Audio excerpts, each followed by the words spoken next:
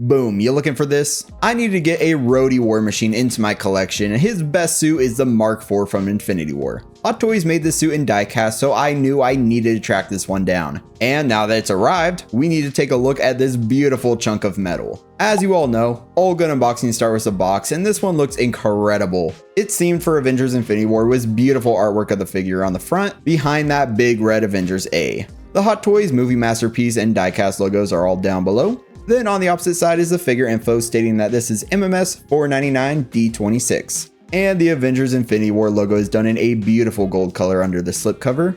One side of the box has the figure info with the rest of the Avengers A. Then the other side has the same info but the rest of the figure and an Infinity Gauntlet in the middle. The top has the figure info with War Machine in big beautiful text, and the bottom states Avengers Infinity War. The back of the box just has a bunch of additional info.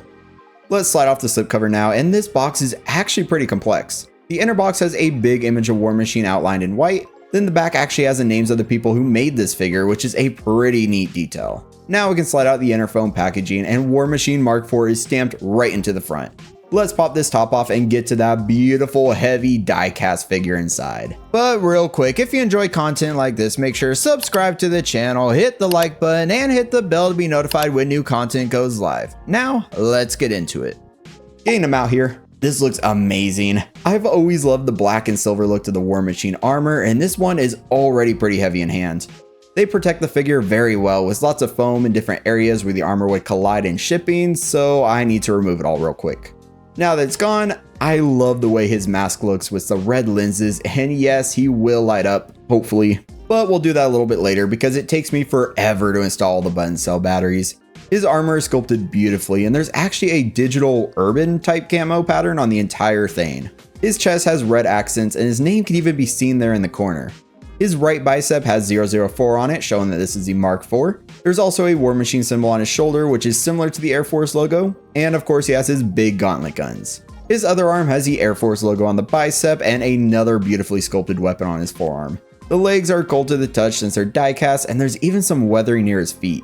They did such an incredible job sculpting and painting this suit. His upper back has a bunch more weaponry that actually articulates, but we'll check that out as we dive into the accessory section. Overall, Hot Toys nailed this War Machine armor. Even though this figure is a couple years old, Hot Toys always nails die-cast Iron Man releases. The sculpt work and paint job here is phenomenal. There's minimal weathering with most of it being at his feet, which I kind of appreciate here. Although he's called the War Machine, I really like that clean look. Let's look at his accessories now, and these add so much to the figure. To start, we need to check out the mask up head sculpt, as the Rhodey head sculpt is inside that other little mask, and this looks awesome.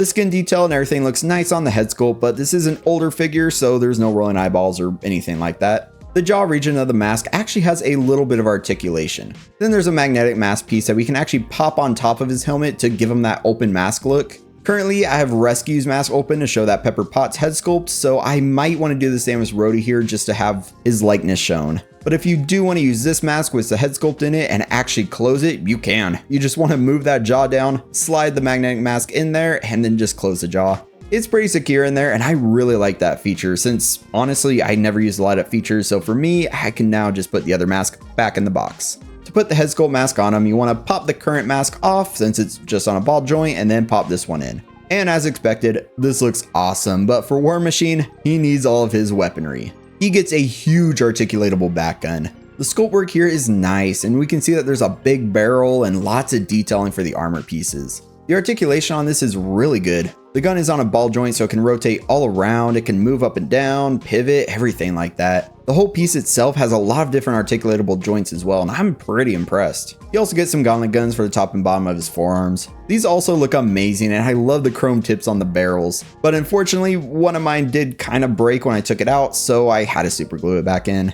You also get some shiny gold looking missiles that can slot into his shoulders, and some swap out missile pieces for his giant missile launchers that articulate on his back. So now let's install all of his weaponry, and you can probably tell I'm pretty excited. His articulatable back gun can actually be separated from the articulatable pieces and attached directly to his back for kind of a flush gun look, in case you want to put all his weaponry down, which I personally won't be doing.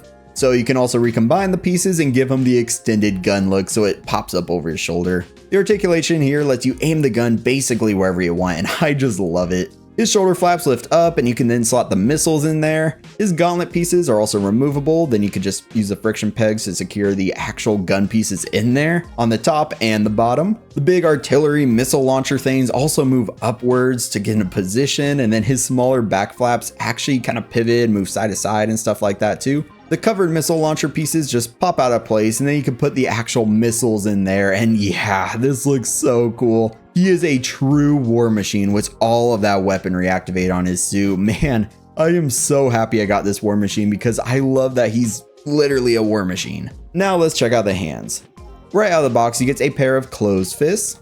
Then he has a pair of closed fists with even more guns on them, so yes, I think I need to use these ones. The detail here is pretty good as well, with the digital camo on top of the armor, and you see all the fingers and everything like that. Then he gets a pair of repulsor shooting hands that are angled, and I don't think I'll ever really use these. He of course uses his repulsors sometimes, but he's the war machine with all these guns on him. And the middle here is clear to allow the light to shine through. And then he gets a pair of articulatable hands, which I personally don't like using and would always prefer dedicated hands, but it's a cool inclusion. Now let's briefly check out his light up effect.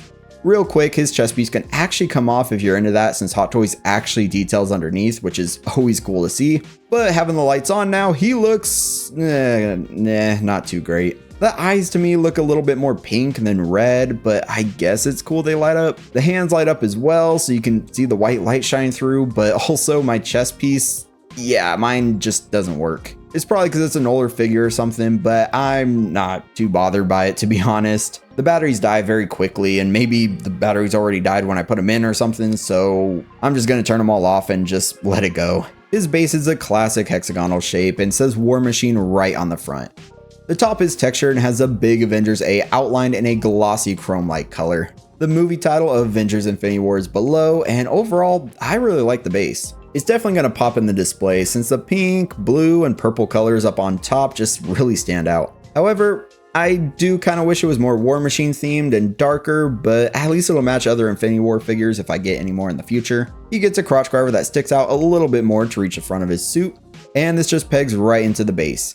It is a little interesting he didn't get a flight pole or something like that so he could be up in the air, but I guess he is a little bit heavy. But they did manage to do that for the Mark 46 from Civil War and Rescue from Endgame. And we'll take a look at those in the comparison section. Let's look at his articulation now, and die-cast Iron Man articulation is pretty complicated. There's so many flaps and panels to lift and maneuver around so the joints don't kind of move and the suit hits each other and damage it, and yeah, there's a lot here. But of course I'm showing you what the instruction manual shows us, and of course I'll move it around just so you can kind of see how it moves for posing and stuff like that so you can pose yours safely. The more notable movements here are for his legs, which you can actually pull and pivot downwards to minimize collision while posing.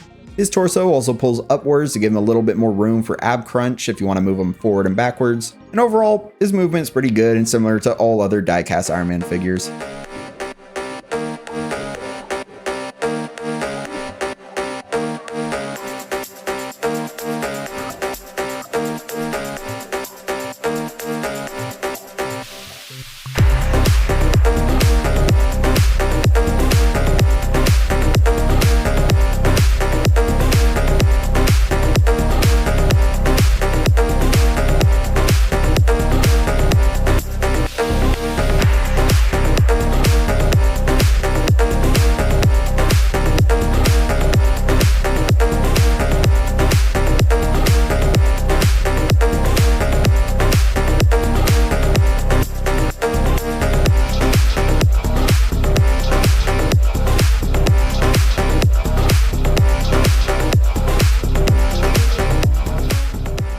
Now let's do some comparisons, starting with the Punisher War Machine, since these are two very similar looking figures when it comes to weaponry, color scheme, and just overall look. And if I'm remembering correctly, I believe the War Machine is sort of based on the Mark IV, or at least the figure is, so it makes sense these two look very similar. Both have the hands that have the guns on them, similar helmet designs, movable flaps everywhere in similar locations, and just overall they look really similar. Unfortunately, the chest pieces aren't compatible though, because I kind of wanted to see how he looked with the Punisher skull, but it's alright because the Punisher is the Punisher War Machine. He needs to have his skull piece. Now I took out my Mark 46 and he also looks amazing alongside the War Machine. The Mark 46 is my favorite Iron Man suit and the Mark IV is my favorite War Machine suit, so now that I have both, I'm in love. These are two figures that will always be in my collection. The only reason I see myself ever getting rid of them is if we get upgraded versions that are actually worthy of me upgrading. Here's the endgame Iron Man on his knees, and these two suits look great next to each other, but I just can't repose my Iron Man because he always has to be on his knees. And now we have Rescue next to him since she's one of my other Iron Man figures that aren't Robert Downey Jr. And these two look awesome together.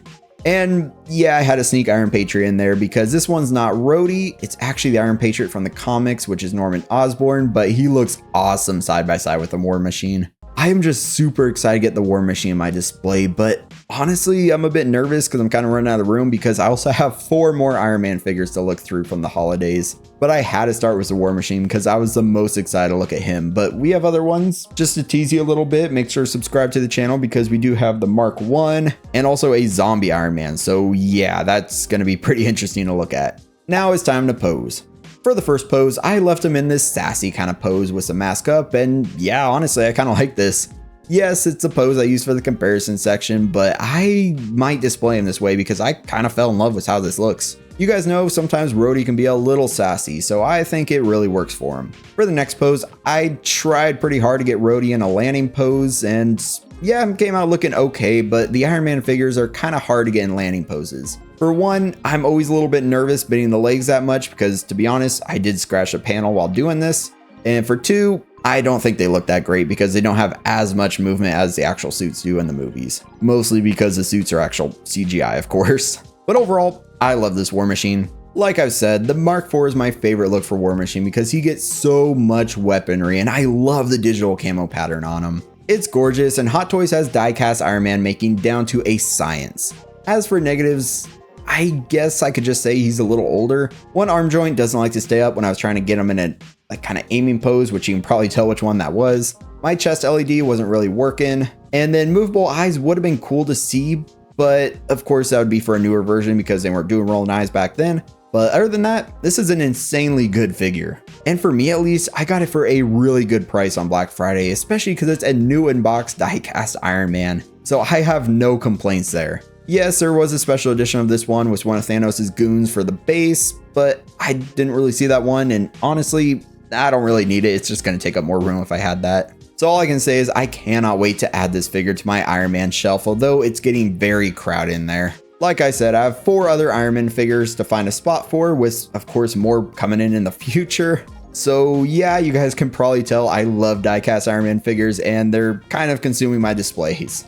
But let's talk about the Mark IV War Machine down in the comments. If you enjoyed this video, definitely give it a like and hit subscribe for much more content like this. Check out another figure review in the playlist that'll pop up, maybe the Mark 46 review, or check out the collection tour to see how my collecting journey is going. As always, thank you to the channel members. I look forward to talking to you all again very soon, but until next time, stay 6 scale.